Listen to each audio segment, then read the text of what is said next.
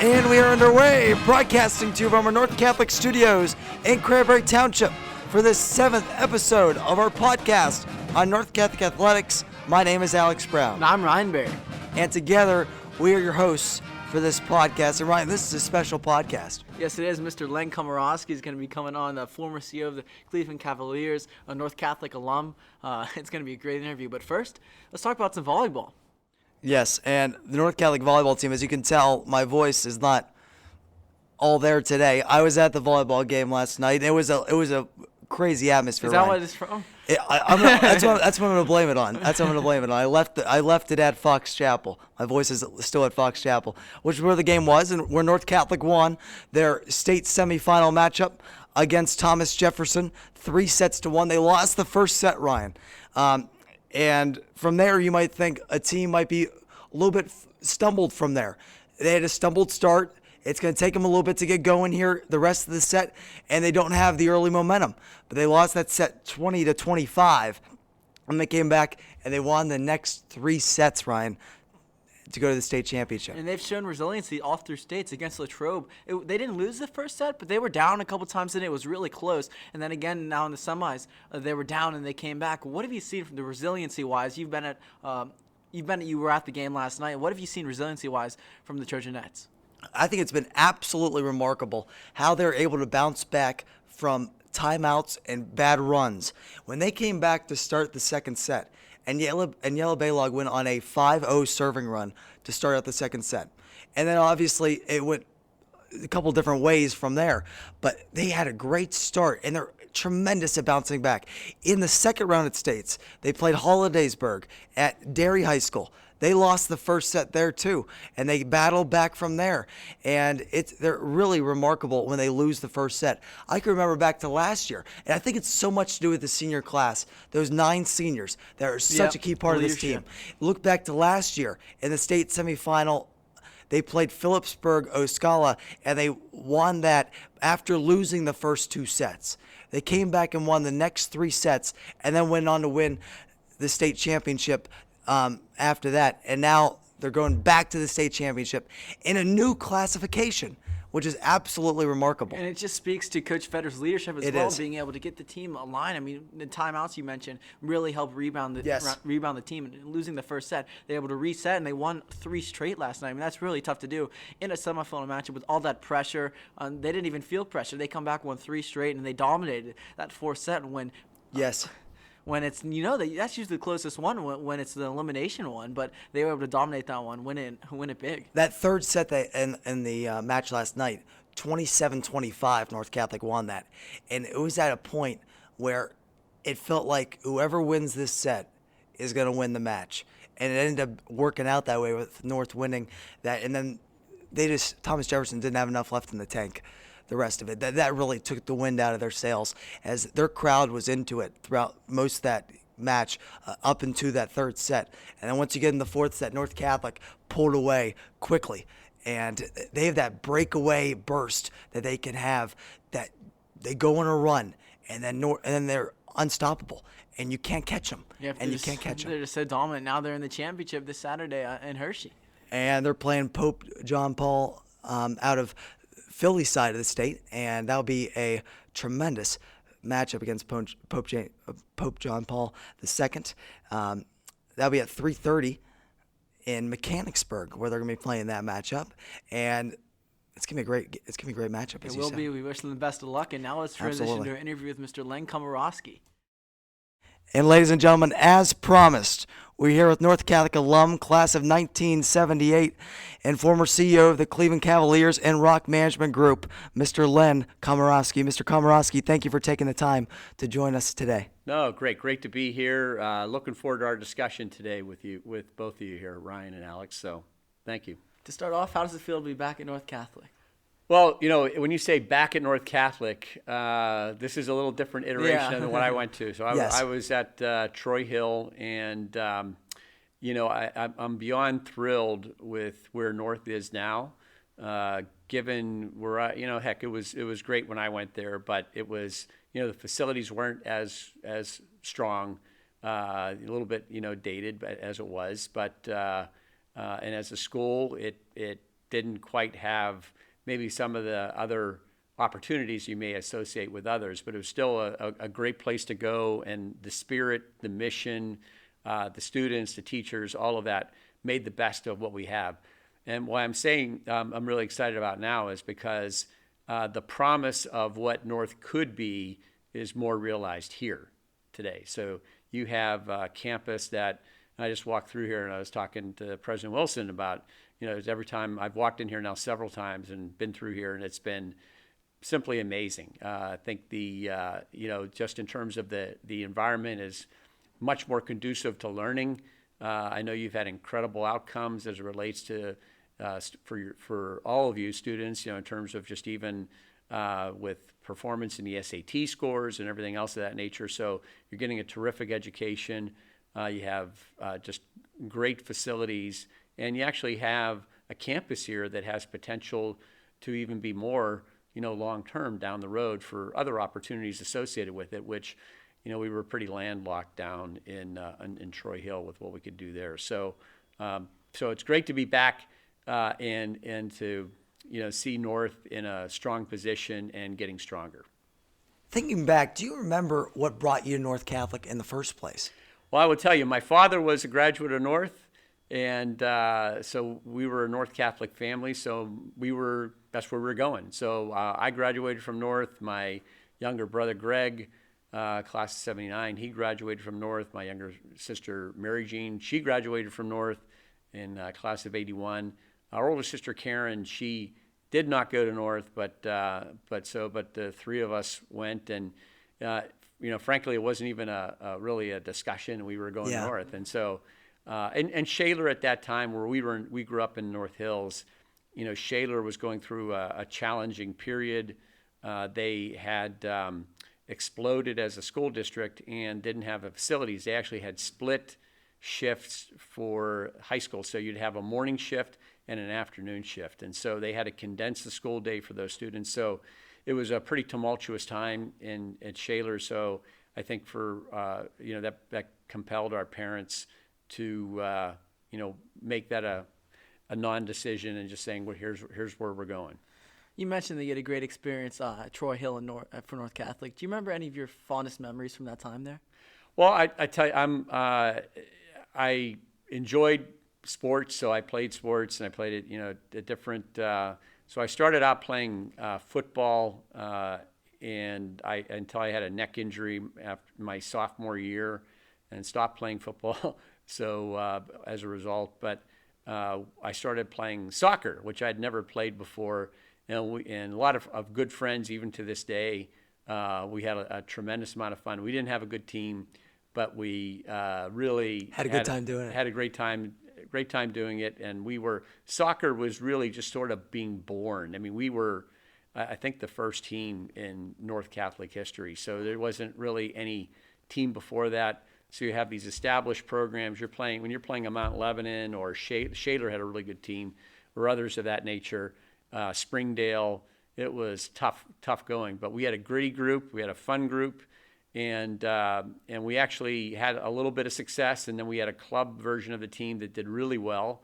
And I remember our coach was Mr. O, George Osterling, who was a chemistry teacher, and I give him a lot of credit because he didn't play soccer before, so he actually was there with a book, just sort of here's drills and working on some drills. And played tennis. I had played some tennis, and that was that was a lot of fun too. It was always fun too. My brother Greg was on both of those teams, so it was always fun playing with your brother, whether it be on the soccer or tennis teams as well. So we had a lot of fun. And then I had some really good friends that are still close friends today that we still keep in touch with, get together. We have a reunion coming up this fall, and then there's there were just some of the unique things that are seared into your memory from North that you'll never have to experience here. But we didn't have air conditioning, and when it get warm, we'd have the windows open. And you probably heard of Rialto Street was Pig's Run. It was known that because there was actually a slaughterhouse, Shamrock, I think Bacon or whatever, was down at the bottom of the hill. and you could actually just smell. Oh. That smell would be coming up in a hill, and it was pretty wild. But it wasn't the smell of bacon, was it? It wasn't the bacon. It was a slaughterhouse. So it was something. But no, it was a lot of fun, and you know, I like everybody else, trying to figure out what I wanted to do. I was writing for the school paper as well, so I always was a good writer. Did a lot of that. Actually, did a lot of. The funny part here is, so I'm in high school, and they had what they call the North Hills Free Press, and so I played a lot of. You know, so I know, Ryan, you're a hockey player. Yeah. So I played a ton of what they call deck hockey, and that was because there really wasn't much ice back then in general. My father, and I loved to play hockey. My father, I was playing basketball, CYO basketball. My father said, I'm not taking you to two things. So I would have loved to have played ice hockey growing up. So I played a ton of deck hockey, and we traveled around and played. But the couple things was I was a assistant editor of the North Hills Free Press sports section, and the editor was Mark Madden, who is still well known. And Mark was also a classmate of mine at Duquesne, so I know Mark well from those days. But beyond that, he was also the manager of our deck hockey team, and so we'd play all over the place in high school. So I was in high school. We were playing, and we had.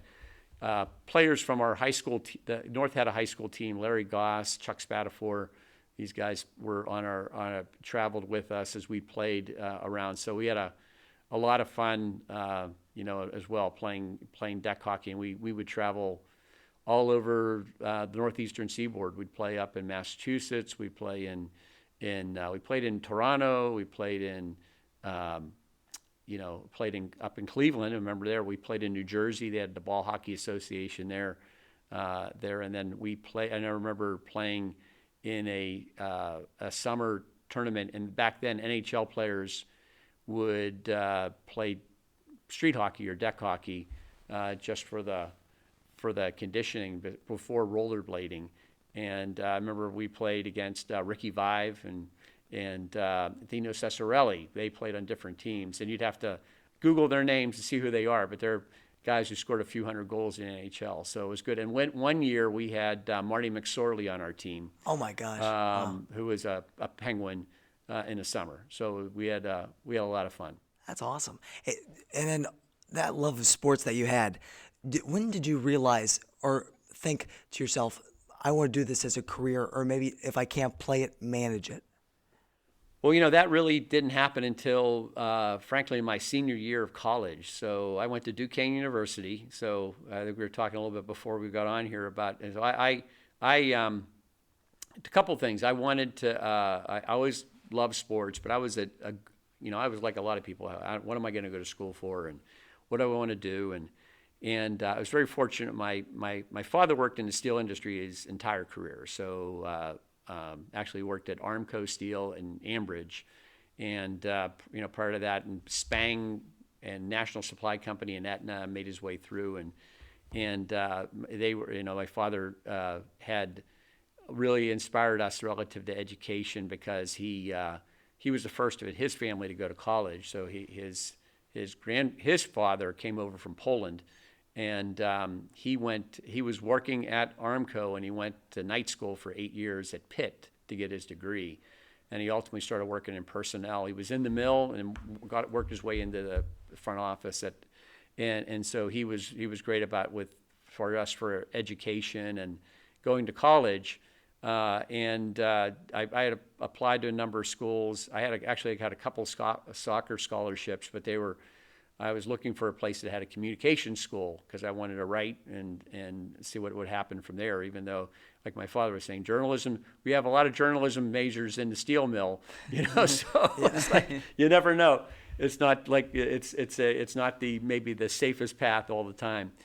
So I went to, ended up going to Duquesne almost as a default because I'd applied to Syracuse and Northwestern. I got in there, but we couldn't afford it because they were a little bit more a little more pricey as far as tuition. Dayton, Duquesne. So I got in these schools, and then ultimately, actually, had entered both Duquesne and Dayton, and had put in for both. ended up saying, okay, I'll go to Duquesne for a year, just to, and then I can always transfer from there. So I'm sort of now it's so well healed, the process there. It was sort of feeling your way. And I was commuting from home for that freshman year. And I wanted to still play a sport in college. So they didn't have a soccer team at Duquesne. And so I was fortunate. I was a decent soccer player. I was like an all-WPIAL soccer player and had some opportunities, but in tennis, not as much. So I didn't have a team at Duquesne. They didn't have a soccer team. They didn't even have a club team. So I went out for the tennis team, and was sort of just a gritty player. I was didn't have the strokes or all that type of stuff. Didn't really have any training, right? We just played, and that was sort of even our practices for North. Mr. Basic would just roll out, here's the balls, and we'd go out and hit, and that's what we did. But I was fortunate enough to make the team and actually played. Started all 4 years. With and still have lifelong friends in that team, which I was really thankful. So I was ingrained in sports there. I was playing deck hockey, and actually Mark Madden was he was at the school. He was in my classes, but Mark had a rival team, and ran these deck hockey leagues at Duquesne, and we would regularly beat his team in the championship. Wow, yeah. So, which was always fun. So I played a lot of intramurals, deck hockey, football, everything else in addition to tennis. And, I was doing internships, and I did a internship with the blood bank, and I was doing press releases. And so I started off, I was going to be in advertising. The professor there wasn't as strong. We had a terrific, dynamic teacher in PR. So I moved into that concentration. So I started doing internships. I did one as a lobbying intern for the Pennsylvania Society of Professional Engineers in Harrisburg, which was a great experience. But again, it was one of those things where it's like, is that really what I want to do? I became the president of the PRSSA, or the Professional Public Relations Students Society of America. It was our first chapter. I was the first chapter president for Duquesne there, and so. I'm getting to my senior year and, enjoying school, doing well. And I'm still like, and I'm there going in my senior, like, hey, in 8 months, I got to get out of a job. I got to do something here. And then if where most of the listeners hopefully would know, but where Duquesne is located in downtown Pittsburgh, but they were 2 blocks away from the Civic Arena, the old Civic Arena where the Penguins played. There was this indoor soccer team that had announced it was going to resume play, called the Pittsburgh Spirit. So 2 blocks away, I figured, what the heck, maybe they need some help. So I walked across the street, went to the reception desk, that said I was here to apply for being an intern. Back then, interns didn't get paid. We were free labor. And so they didn't even interview me. They waved me back, and I joined 12 other interns at a coffee table. So we were, some of the labor that was part of the team. And I ultimately ended up doing something similar. I walked over to Three River Stadium and applied for an internship with the Pirates. And so Three River Stadium, which is sort of was between where you have Acrisure Stadium and PNC Park now, was the big oval. And so I walked over there and I got an internship there too. So my senior year, I was in school, playing tennis. I was working. I had a job at the tennis desk at the Washington Plaza. So it was a great job because I could study while I worked at the front desk. And I was playing my deck hockey too. And then also 2 internships. And then 2 internships. But I ended up spending the Pittsburgh Spirit one in particular was just phenomenal. So indoor soccer, people didn't know if a soccer ball was blown up or stuffed back then. They didn't even know what indoor soccer was. They thought, is that outdoor soccer, played indoors or whatever? No, it was like hockey for those who aren't familiar with it, but it with dasher boards. They have line changes. You have 6 players. You have a goalie. It's very, very similar to hockey meets soccer. And you could see the ball, you see the players, high scoring, a lot of action. It's really a great sport, and we still have players like Paul Child or others who still live in the market, who were great stars back then. And so, you have a small staff. I was working as a PR intern. I just had I had an attitude that, hey, I'm going to have a great attitude. I'm going to work hard. I'm going to do the best possible job I could. And so initially they're asking, hey, we need to make 1,000 copies. Who wants to do it? And I'm the first to raise my hand. I'm raising 1,000. Yeah. I'm making 1,000 copies. Can someone help fix the copier? I'd be there changing toner or whatever it was. I mean, I was doing all the dirty jobs, and I kept on raising my hand. And we had a bunch of the other interns going, I didn't go to college to change toner. I didn't go to college to make copies. And I said, I'm just going to make I'm going to make the best damn copies they ever saw. And I'm going to do it with a smile on my face. And I'm going to do, and ultimately I started getting more and more given to me because I knew that I would have a good attitude. I'd do a good job, and they wouldn't hear any griping from me, and I would get it done right. And the other interns were going, well, how come they're having you do this? So I started writing parts of the press release. Ultimately, I was writing the press releases. Ultimately, I was calling the media for setting up, whether it be for interviews or the like. I was setting up the press box with the media. I was writing stories. We would have ghost stories written for the Greensburg Tribune Review and the Beaver County Times and for post-game that they would publish because they wouldn't send a reporter, but if we sent them a story, they would publish a story. So I was doing all this stuff, and I was like, I love this. I mean, I just knew it's like, and I was pretty fanatical back then. You were 2 blocks away, so I'd come over like at 2 a.m. and I remember the security guard, this guy Nate, the security guard, going, "What the heck are you doing up there?" I said, "I'm getting ready for the next day, and I'm up there." We had a PR director who just gave me a lot of latitude, and I was basically doing, frankly, a large part of his job, making his job easier. But I loved every aspect, and so I knew then that, this is really what I want to do. The challenge was, so if you know that point in Pittsburgh history, so I graduated from Duquesne in '82.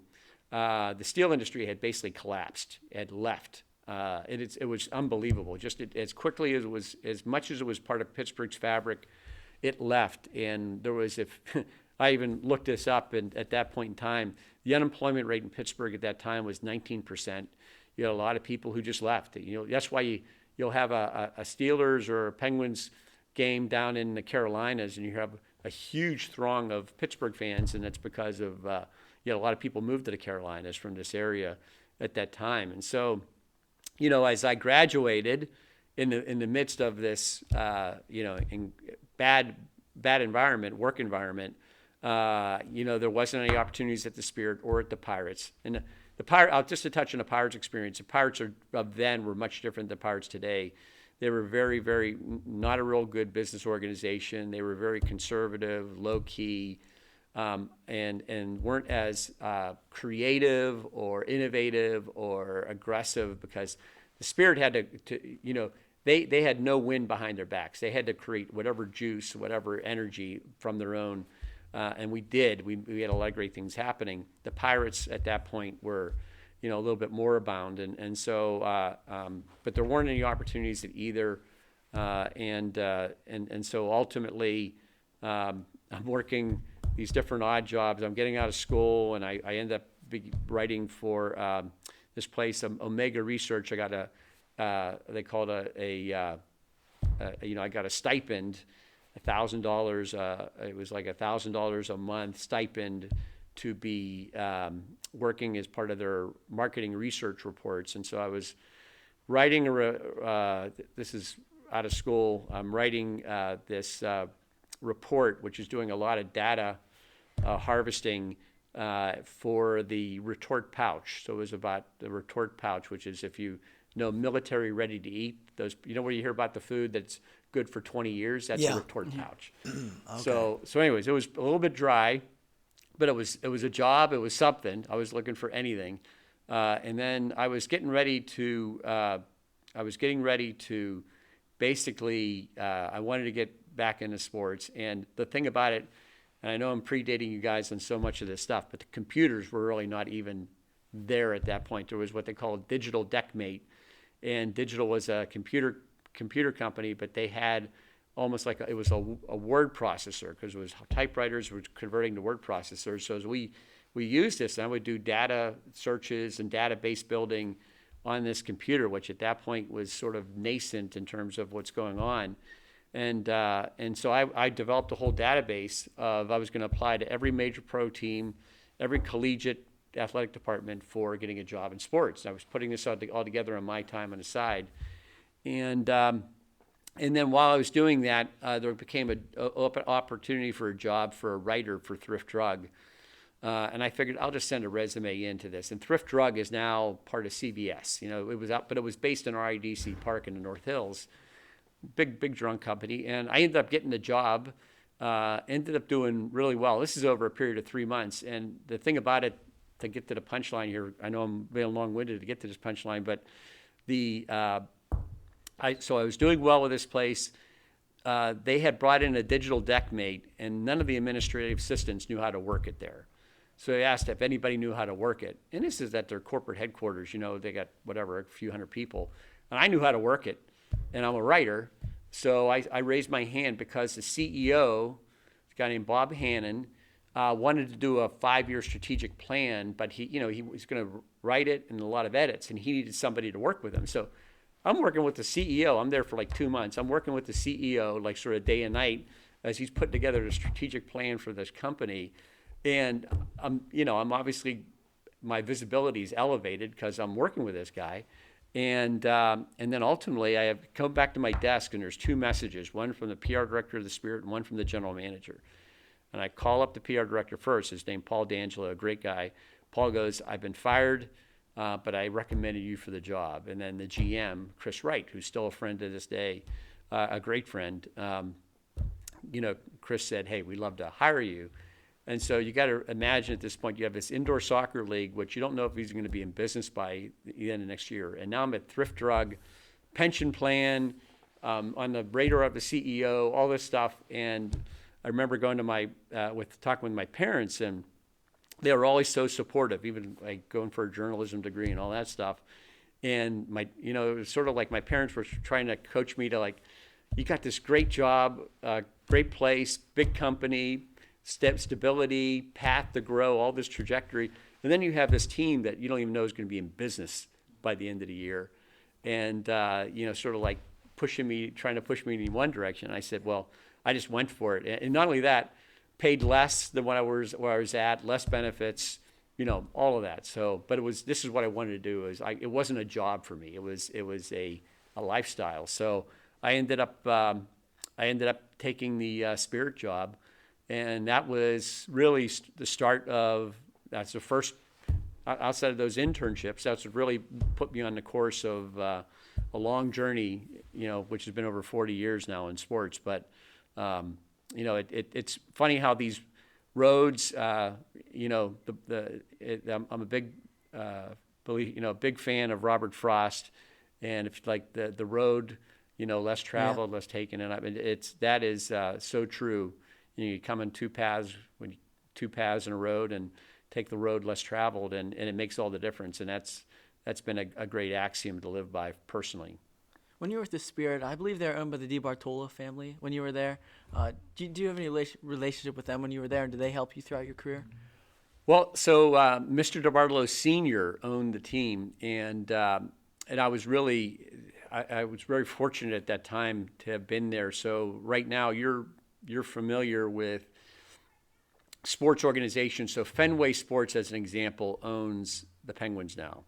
And Fenway Sports has the Red Sox. They also own Liverpool. They also own Fausch Fenway Racing in NASCAR.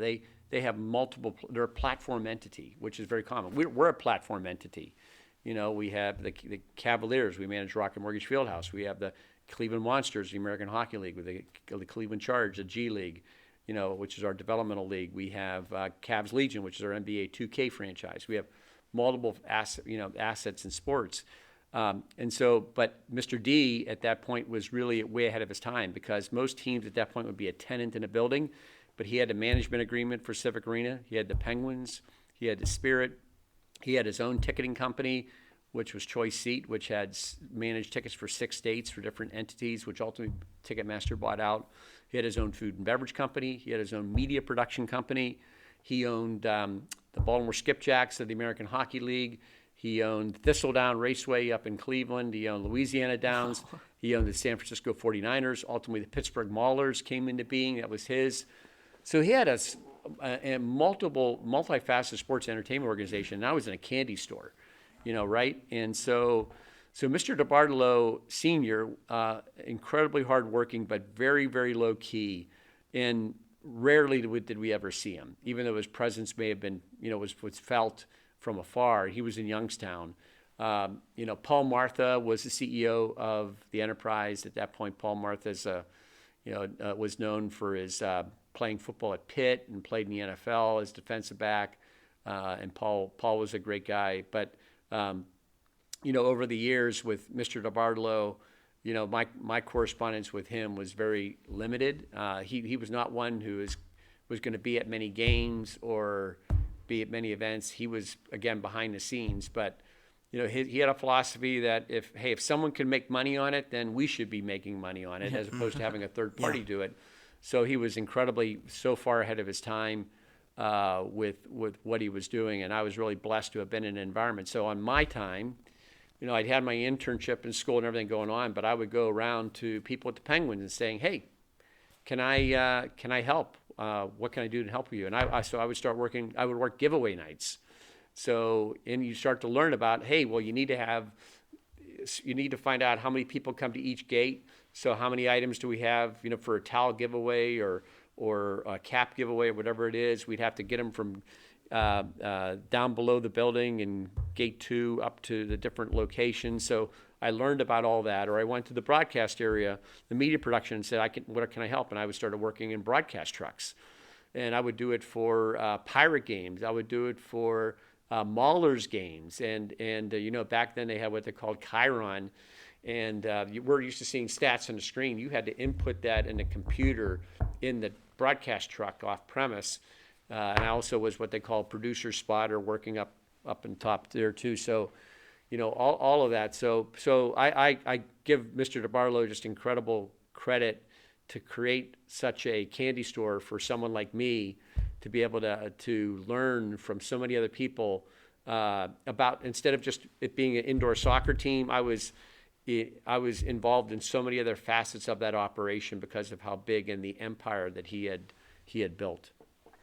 And ironically, just to go full circle, I was just at the Dealmakers Conference, Sports Business Journal Dealmakers Conference last week in D.C., and I had not met him, but Mr. DeBartolo Sr., his daughter is Marie Denise DeBartolo, who married to John York. But I've met her over the years, and their son is Jed York. And Jed now is the CEO and basically runs the 49ers. So I got to meet him for the first time at this conference, and I had a chance to tell him that story about, hey, I got my start with your grandfather years ago, which was fun. Oh, that's awesome. Really cool. Yeah. That's really, all comes full circle. And you went from a team with the spirit, as you said, they had their back up against the wall, and you never know how long that franchise was going to last. And you went from them to the upstart Timberwolves a little bit later on, another job in between, but then moved to the Timberwolves as an expansion franchise before they even played a game. So with the Timberwolves, what were some of the difficulties you encountered in launching a new team? Well, maybe just to connect the dots real briefly. So the Spirit, basically, we're going out of business. Yeah. I was fortunate enough to get an opportunity with the Penguins. So, and I'm still, Penguins are still my favorite team of all time. I'm a big hockey fan. I love all sports, but I'm a big hockey fan. And so here I am working for the Penguins. I was doing assistant and PR director to Cindy Himes. I was the community relations director at that point, the first one they had, and then working on some marketing as well. So all this stuff. And then my friend Chris Wright became the general manager of the Minnesota Strikers, who was owned by the Robbie family, who also owned the Dolphins. And he offered me an opportunity to become the assistant GM, or his number two. So at a really young age, I was 24, 25. It was a great opportunity for me to be part of the entirety of the operation. So I left my dream team to go up to Minnesota. Was not married to my wife at this point. We were dating, and she was in Pittsburgh. She ultimately came up, we ultimately got married but came up to Minnesota as well, Denise, and she's a Saint. She's from Mount Lebanon, put up with me over all these years. And then I worked there, then went to the Miller Brewing Company sports marketing arm, where I had 8 states and 2 regions I managed, and worked with sports teams to put together deals to where we could, work to, like with the Chicago Cubs or whoever it is, to work to sell beer. And then that's where the Timberwolves came to be. And the connection with the Timberwolves, there was a gentleman named Tim Lywicki and another good friend named John Thomas. And Tim is a great friend, but he's one of the huge players in the world of sports entertainment in the world right now. Owns basically the principal of the Oakview Group. Tim was from indoor soccer. So Tim came from the Kansas City Comets. So we had that shared connection. And so I was one of the first 3 team members, leaders, I guess, of the Timberwolves. So we had Bob Stein, who was the son-in-law of the owners. It was Tim, John Thomas, and John went on to an incredible career. Ultimately became the president of Minnesota North Stars, Dallas Stars, Houston Rockets, Sacramento Kings over the years. And it was the 3 of us, starting out and then with Bob, who was the president, who was the son-in-law, was part of the ownership group of the team. And we had a chance to build that from nothing, so we didn't have no name, no offices, no letterhead. We had nothing. Nowhere to play too. But it was great because we came from with that indoor soccer heritage, which was about total entertainment packet, full entertainment, customer engagement. We only knew one way, and that was about having to provide great value because people weren't just going to come. And so we had a chance to build something really, really special. We had a chance to, we played our first year in the Metrodome, where we still have the NBA all-time attendance record, over 24,000 fans a game there. In fact, we had some games, we had over 40,000 fans at the Metrodome while we were building the Target Center, our arena, which is still there to this day, had a major renovation, but still standing today. But the fun part about it is we didn't have to be judged by, hey, we've always done it this way. We could do things totally different. So the thing I think that's probably the most glaring, so if you are familiar with the heritage of indoor soccer, so indoor soccer was well known for lights out introductions, smoke machines, fire rings, laser light shows, dancing mascots, dance teams, half times, just all types of crazy things, because we had to try to get people interested in coming to indoor soccer, right? They weren't necessarily fans of indoor soccer, but we hopefully would get them there and get excited, and the entire entertainment experience would be something that would get them back. And it was working. It actually was working. We were, even with our Spirit Days, believe it or not, we're outdrawing the Penguins. We averaged 8,300 a game, and they 1 year, and 83, 84, and they averaged 6,500. So that's back when Lemieux was starting out too. Well, no, before Lemieux. Lemieux. Before Lemieux, yeah, this was before they were not good. Yeah. So at that point, they were working to put themselves in a position to get Lemieux. So back then in NBA basketball, much like collegiate basketball back then, was lights up introductions. You'd introduce the players. The halftime may be, if the ball cart would be out at center court and players would shoot, whatever. That was it. So we went into it with indoor soccer, right? We had lights out introductions. We had a mascot crunch. We had a dance team. We had laser light shows. We had fog machines. We had just crazy promotions, so it was sort of this indoor soccer-esque, sort of like what you might see with minor league baseball and otherwise. I remember the commissioner of the league, David Stern, calling us up and going, "What the heck are you guys doing up in Minnesota?" And ultimately, it's now become the standard. It's sort of like what you would expect with that. But all we did was bring what was amounted to be our indoor soccer heritage to the sport. And we were reintroducing the NBA. The NBA had been there once before, years ago. The Minneapolis Lakers are now the LA Lakers. There's no lakes in LA, but there's 15,000 of them in Minnesota. That's where you got the name Lakers. And we were reintroducing it back to the market and to try to create that energy, that vibe.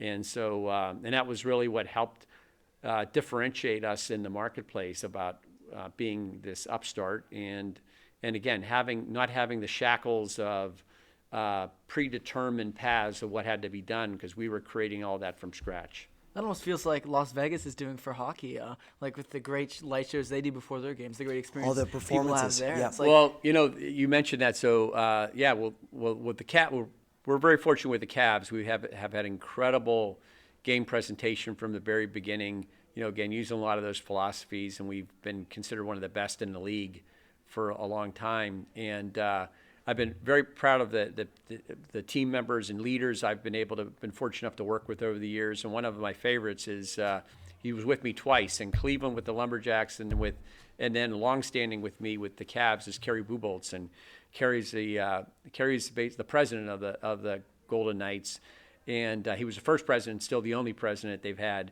in terms of running that. So Kerry was my number 2 with the Cavs. And what he did was his first hire from a game presentation was hire our former game presentation leader, Johnny Greco. And Johnny was the architect of the long, 10-minute pregame storytelling that the Golden Knights have become famous for. So I think we take a lot of pride in Cleveland that we have some Cavs alums who effectively have really done an unbelievable job in launching that franchise and turning it into one of the best in the NHL. And even in your time with the Eagles, I believe it's since the 1999 season, they have had consecutive sellout streaks for about every game. And just that ability to get people in seats. Obviously, a good team on the field or on the court helps a lot to be able to do that. And you mentioned some of the things with the Timberwolves and what you did. But starting from scratch like that, what are some of the things that you have to think of to be able to get people in the seats and people interested in games? Well, I think, from the business of sports, there's a lot you do in terms of, people just think that sometimes the seats sell themselves, but you really need to build a great culture, a team of people. So I'll say even with the Cavs, we have over 100 people who are just in sales in total. So when you think about ticketing, you have all these different segments. So people look at season tickets, right? We call them memberships. But there's so many different iterations of that, from a full to a partial to a quarter to 10 game to smaller. You have premium seating, so you will know that from suites to clubs to, and now with these venues, you'll have 8, 9 different clubs, different experiences you have. You have group tickets, right? So you're getting a group of North Catholic students to come to, the Penguins are playing the Tampa Bay Lightning, and we're going to get a group of 50 to come down to a game for a group experience of that like. So that's a huge part of our business. We'll do over 2,000 to 3,000 people a game just in groups. Wow. So you put that whole together, and then you have individuals sort of at the end, because you can't rely on individual tickets to ultimately just sell. You just can't wait and say it happens. So you create demand by pre-selling all of that. So it really gets down to having great people, having them a great culture, training them well, have a great value proposition, and engage people about, here's our product. We'd love for you to try it. We do a lot of sampling where people, this game's on us, come and try it out, and hear the benefits associated with this. And so that's how you do it. It's one ticket at a time, one person at a time. It's not just there's no magic bullet. I tell you, it's a lot of hard work, but with a lot of great people. But it's fun. It's a lot of fun. We're in an industry. The thing about sports that always attracted me to sports is there's unlike anything else. It's an industry unlike anything else that brings people together from all walks of life. You've seen it here with championships where. Just to bring, I know the Pittsburgh's been blessed, whether it be Stanley Cups or Super Bowls or World Series, even in the past, where how it brings the whole community together, unlike anything from the janitor to whoever it might be, people running companies to whatever the case may be, and everybody in between. It's an industry too. We always talk about this is where we have the ability to make a great impact in the world. So we just have a platform that's maybe unique from a dry cleaner or someone else of that nature. So in terms of how we can lean in the community and help make a difference in people's lives, and we talk about this even for anybody who's coming to an event. It could be We say, hey, it could be their first event. It could be a first date. It could be a night out with the family. It could be a business meeting. It could be somebody who had a really tough day, and this is what they're, we'll talk to our part-time team members who are out in the front lines and say, we'll ask the question of how many people are looking forward to going to their next dental appointment, and not too many people raise their hand. Yeah. How many people are look forward to going to the game and they're excited, or the event or the concert, whatever it is? It's something special for them. So we can either meet that and exceed that great promise, or we could make it, something that's disappointing for them. And we get to make a difference in people's lives, both in the community as well as with the events that we have as a whole. So. You mentioned getting people to sporting events and managing sport events, what we've been talking about most of this time, but you did concerts too, is what you do. You just mentioned there. Like, is that any different than sporting events, trying to get people to go to concerts and stuff like that? Well, it's a whole different world. So I'll give you a little background with Rocket Mortgage Fieldhouse as an example, which we manage, and we have a phenomenal group there. Again, terrific group of leaders, but we have over 200 ticketed events. So that's concerts and sport events, whatever you buy a ticket to go. We have over 1,400 private events a year. So, and those are events, if you can think of a business meeting, a conference, or whatever the case may be, where they use parts of our building, or sometimes they use the floor with it, but they're not ticketed. You're not buying a ticket in general public to go to these events. So we're the 11th most active building in the world, as judged by Polestar for event activity. So we have a ton of concerts. Last year we had an epic year. We had the second most active concert year we ever had. We had the Rock and Roll Hall of Fame induction ceremony, which was the most successful they ever had. We had 15,000 people, sold that out. The capstone at the end of the year was the NBA All-Star Weekend, the 75th anniversary of our league, and we had the top players in the history of the league were there. It was incredible with that. But yeah, the Mid-American Conference basketball tournament, we're the second longest running neutral site conference championship basketball tournament in the country outside of the Big East. And the Mid-American Conference. And so that's uniquely different than a Cavs game, than a Monsters game, which is hockey, which we'll play a hockey game at noon on a Saturday and then have a Cavs game at 7:30 at night in the same day. We have our conversion on that. So each of those events are different, much like the truck pulls are different when we bring in our own dirt. We have dirt that we have out stored somewhere. It's clean dirt because then you need a certain type of dirt.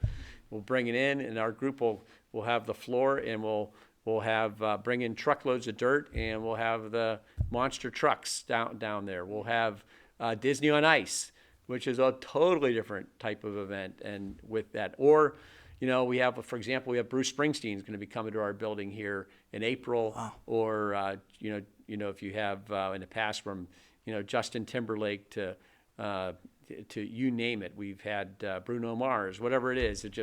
We have everybody and anybody who comes our way through. So they are different. They're unique.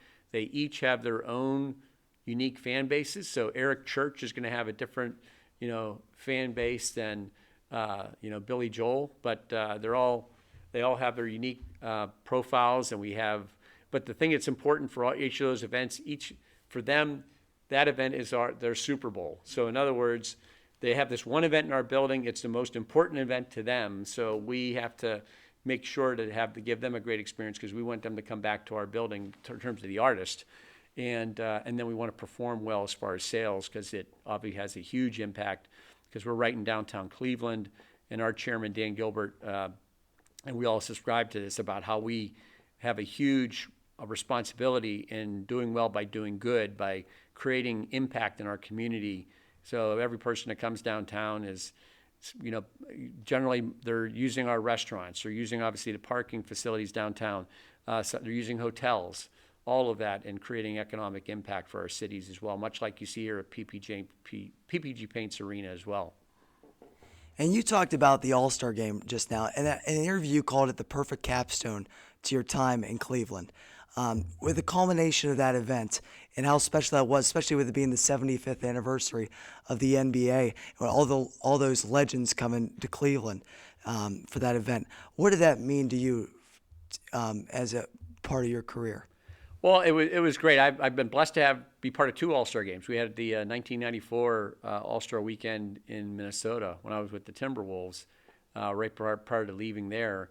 And but this one was epic. It was the best All-Star weekend ever, and that's really a credit to not only our team working with the NBA, but also with the Greater Cleveland Sports Commission.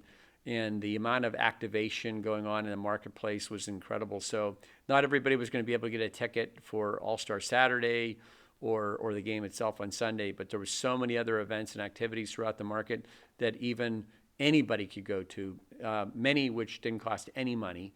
And so it was really a warm embrace of Cleveland and put Cleveland in the international spotlight. So, 215 different countries and territories broadcast All-Star Weekend. Over 1 billion people consume All-Star content and watch that. So Cleveland was at the epicenter of all that and shone brightly on the international stage. But it was a tremendous event. And the ironic thing is the last time Cleveland had the All-Star game was in 1997, or was the 50th anniversary, when they brought the top 50 players of all time together.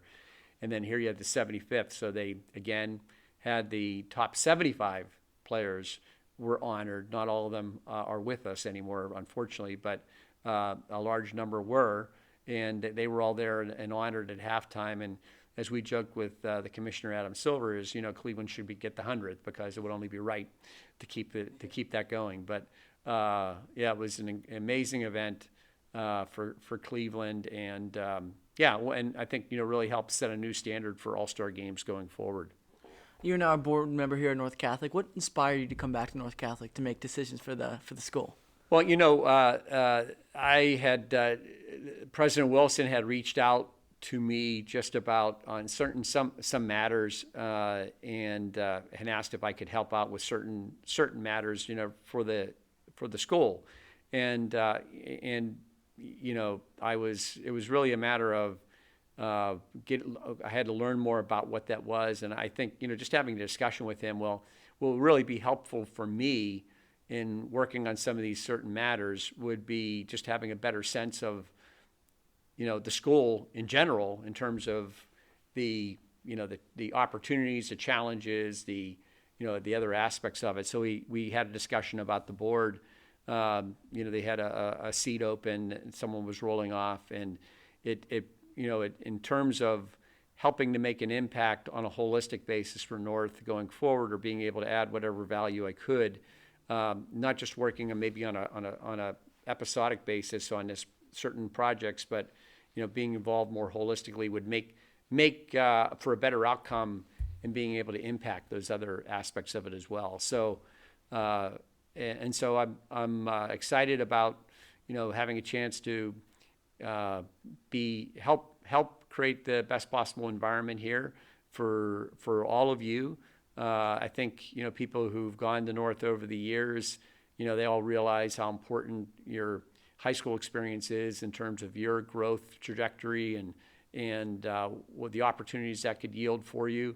I'm a big believer in the mission, the values that North has that make North unique, versus some other educational opportunities. And I'll say that those type of opportunities make all the difference. And so I think, there's a very engaged board here, very passionate.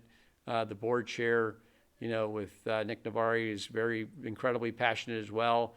And there's some institutional expertise, involvement that I have up in the Cleveland area that, hopefully can be helpful with North here with what you might call like sister institutions that have done really well.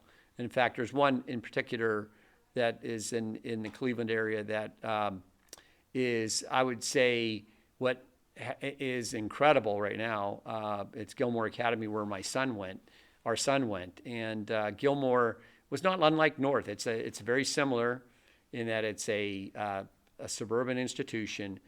They started out, with a certain set of facilities, and have built upon that to now being, a premier institution. And they've been gracious. We actually had President Wilson and Chairman Navari were up, and we had a meeting with Kathy Kenny, who's the president of Gilmore, and she's been very gracious about sharing information. And I think that's the great thing about, and very important, whether it be in sports or whether it be in academia, that it's important to be collaborative and work with people who, because we're all in this together. And, Gilmore Academy is a Catholic institution, North Catholic is a Catholic institution, and how we can work together with best practices and learn from each other to have the best possible outcomes and not have to be on an island to figure everything out. Absolutely. And this might be our closing question here, but in closing, you've had such a successful career, been around so many people that were successful at what they did, like LeBron James, among so many others. But what were some of the traits you could identify in those people that led them to that success and over their careers? Well, it's a great question, and different people have, different maybe paths about how they get to success. If you're a player, if you mentioned like a LeBron, and LeBron is, I give him tremendous credit because he takes incredible care of his body, very, very thoughtful about what he puts into his body in terms of, how does it's just all the nutritious value and otherwise. So he was never one who was going to eat junk food or anything else of that nature. The incredible work ethic, was always adding to his game. He always had a different part of a shot or repertoire he was adding every off season. So different people have different paths, but I will just tell you, and these are just some axioms that I've seen commonly applied for people who are successful, whatever they're doing, and I've certainly lived by them personally as well. But, if you have great attitude, right? Great attitude, just whatever, I'm just positive, can do, going to make it happen. Work ethic, no one's going to outwork me. And I know for a lot of people say, I work hard. Well, it's funny. So Andrew Wiggins, who you may be familiar with, but Andrew was our first round draft pick by us. And ultimately we traded him before he played with us for Kevin Love. Andrew's now doing well for the Golden State Warriors. But I remember having lunch at our practice facility, Cleveland Courts, with his mother, and we were talking. His mother was a accomplished, she was an Olympic, runner, sprinter. And she used to tell the story about Andrew and his brother, and they would go and work out for basketball. And she goes, she'd ask them, did you guys work hard? And they go, yeah, we worked hard. She goes, there's someone working hard to you right now. There's always somebody working hard, sort of like your work is never finished. But, so that work ethic is huge. Curiosity, natural curiosity is just so important about just being curious, in terms of your world and wanting to learn. And I'm learning every day. I don't know. I know a thimble still in our industry. So I'm always intrigued and learning and reading voraciously about what's going on in our industry, because it's just growing leaps and bounds. But that natural curiosity, having a passion for your craft, you want to be the best at what you're being. So you've heard about the 10,000 hours and putting those 10,000 hours to become an expert, but you need to, if you have your passion for your craft, you'll never work a day in your life, and just being able to build upon that expertise. And what is that? The value of networking is huge, so, and I always tell people, don't approach it from what can you do for me, but what can I do for you? And going back to my internship at the Spirit, instead of me plopping into people's offices and saying, hey, do you got a minute? And, how can you help me get a job when I get out, whatever. I approach it from, how can I help you? And hey, you want to help out with a giveaway night? Free labor? Sure. You want to help in the broadcast truck? Sure. You want to help with a closed circuit broadcasting promotion that's going on in the arena? Sure. But I got exposure to all this. But more importantly, I now had a group of people who were advocates on my behalf. I didn't know it when I started getting opportunities presented to me like that in different locales, because XYZ at the arena had recommended you, said you would be someone who would be great to, for this opportunity. And so the value of maintaining those networks over the years and nurturing them and and not being a pest, but just being someone who's connected and adding value over the years. And then, the other parts of it is being tenacious. And you're going to have, in the sales world, you're going to have a lot of people tell you no. And I tell people they should get into a sales job, even if you hate sales and never want to do sales ever, you should do sales to understand what goes into sales. Because you're going to talk to 100 people, you may have 98 people tell you no, or 99. You may have that one, but you learn how to overcome objections. You learn about what that, because believe it or not, we all support sales. Without revenue, North Catholic doesn't exist. Without revenue, that dry cleaner doesn't make it. And there's a lot of great things we all want to do, but without money, when bringing revenue in, your enterprise is there's a whole different proposition you're dealing with. They're dealing with bankruptcy or whatever the case may be. Teams go out of business or organizations go out of business. So, but then you understand how important it is and how to help support it. So even with our support teams, understanding all of that. So I always tell people having that sales background is really, really important. And then being tenacious. And I show this with my kids too and others. One of my favorite movie clips is from Rocky Balboa. And, Sylvester Stallone there is talking to his son, his adult son. And he has that whole speech, and you can pull up the clip because I'm getting chills right now thinking about it. It's not about getting hit. It's about getting hit and keep moving forward. And that's how winning is done. And it's so true because we're going to get hit. You're going to get hit in life. And it's not about just taking that hit. It's about getting that hit and keeping that one foot in front of the other and keep moving forward. And I can't tell you how true that is. I can't tell you how many times I said, it can't get any worse. It can't get any worse. But you know what? It's always darkest before dawn. Put one foot in front of the other. It's going to get better. And I'll never forget when LeBron had left us. It was obviously not the first time. It was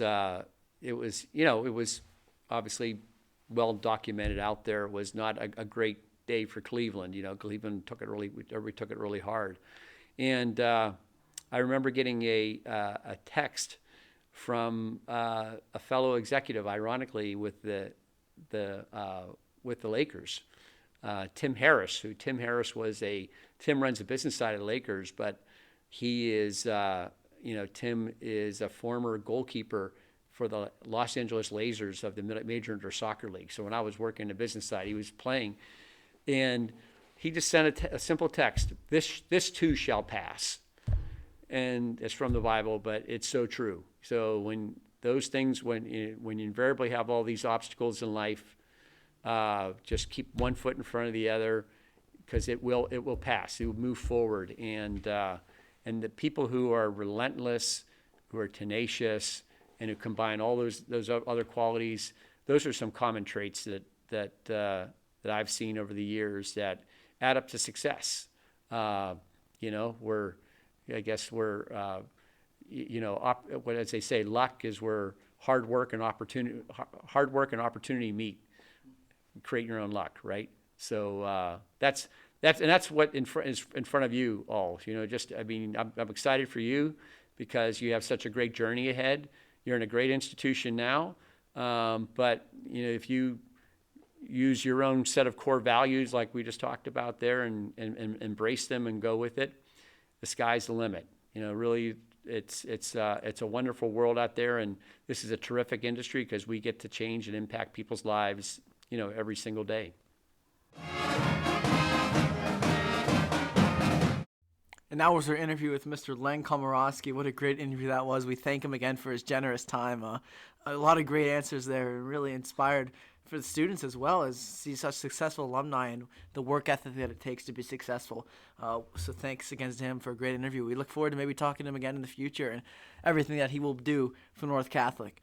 There'll be no podcast next week, so we wish everyone a happy Thanksgiving. We go on break. Tuesday is our last day. It's a big hockey game Tuesday night against Avonworth, 6-2 Avonworth. So that'll be a fun game as well. Alex will be on the call for that one. Make sure to listen at 9:20 on Tuesday. Good luck again to our volleyball team that's going to States versus Pope John Paul, the Panthers, the first seed out of District 1, and it'll be a great States matchup in that one as the Trojans, as we mentioned before, beat Thomas Jefferson 3-1 in the state semifinals in a great matchup. They lost the first set, came back winning 3 straight, and they're primed for another state championship, and they're getting ready, so we wish them the best of luck in Hershey for their championship. We thank you for listening to this podcast. Remember, we are your one-stop podcast for everything North Catholic athletics.